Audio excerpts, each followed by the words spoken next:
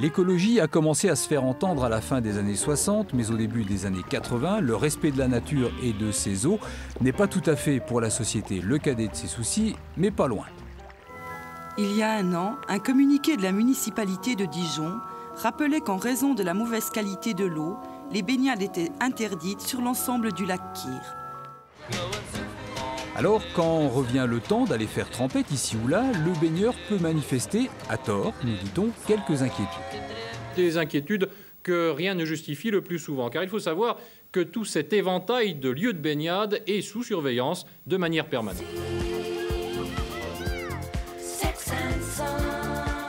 Pour savoir si elle est bonne, il suffit de tremper un pied dans l'eau, mais ça ne vaudra que pour sa température. Pour savoir si elle est bonne d'un point de vue sanitaire, c'est plus compliqué.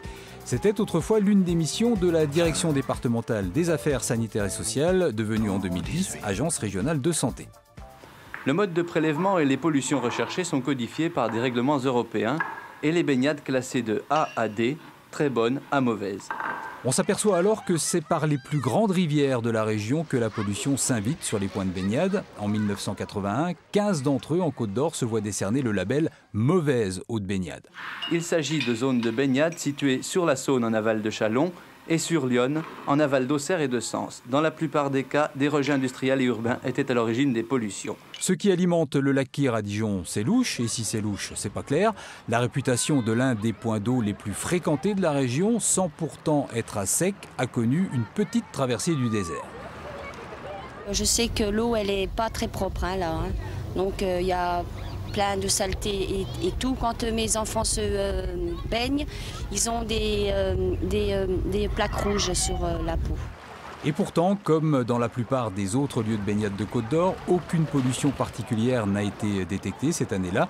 Il est des réputations qui, à défaut de l'avoir rouge, ont plutôt la peau dure. C'est en 2004 que le lac Kyr va entrer dans une nouvelle ère, celle de Dijon-Plage, un lifting à grands coups de sable fin, de planches et de cabines, en attendant la consécration l'année suivante et l'obtention d'un label qui doit alors couper court à toute suspicion. Le lac est estampillé pavillon bleu. Un label qui tient compte de la qualité de l'eau, bien sûr, mais aussi du respect de l'environnement et de la gestion des déchets.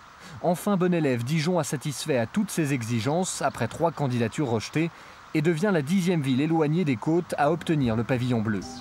De la plage ensoleillée. Ensuite, le défi à relever, c'est de le garder. Et puis, quelle que soit la qualité de l'eau, il est toujours préférable d'éviter de boire la tasse. En tout cas, ça n'est pas pour ce genre de boisson que le chanoine Kyr est resté célèbre.